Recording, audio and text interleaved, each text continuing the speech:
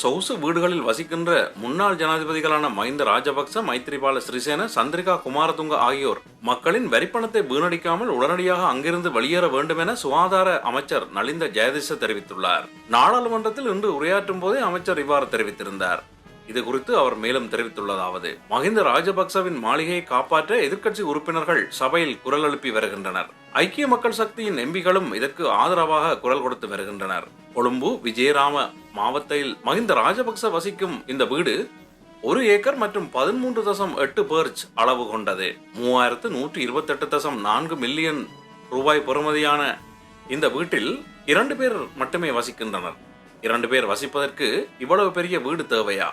மாதாந்தம் இந்த வீட்டுக்கு 46 லட்சம் ரூபாய் வாடகையை செலுத்த வேண்டும் என அரச மதிப்பீட்டு திணைக்களம் மதிப்பிட்டுள்ளது. இந்த வீட்டை காப்பாற்றத்தான் மஹிந்த மற்றும் சஜித்தின் ஆதரவாளர்கள் சபையில் கூச்சலிடுகின்றனர். முன்னாள் ஜனாதிபதி மைத்ரிபால சிறிசேன வசிக்கும் வீட்டை பராமரிக்க மாத்திரம் கடந்த சில வருடங்களாக 19 லட்சம் ரூபாய் செலவிடப்பட்டுள்ளது. கோட்டபாய ராஜபக்சவின் வீட்டுக்காக 16,000 ரூபாய் வரை செலவிடப்பட்டுள்ளது. இவ்வாறுதான் மக்கள் பணத்தில் இவர்கள் வாழ்கின்றனர். இந்த சுமையை மக்கள் மீது எவ்வாறு செலுத்த முடியும்? மக்கள் இந்த சுமையை சுமந்து கொள்வது நியாயமா? சந்திரிகாவின் வீடு இன்னமும் மதிப்பீடு செய்யப்படவில்லை. அவர் லண்டனில் இருப்பதாக கூறியுள்ளார். அவரது வீடு குறித்தும் மதிப்பீடு செய்யப்படும். இவர்களுக்கு வெட்கம் இல்லையா? வெட்கம் இருந்தால் உடனடியாக அங்கிருந்து வெளியேற வேண்டும்.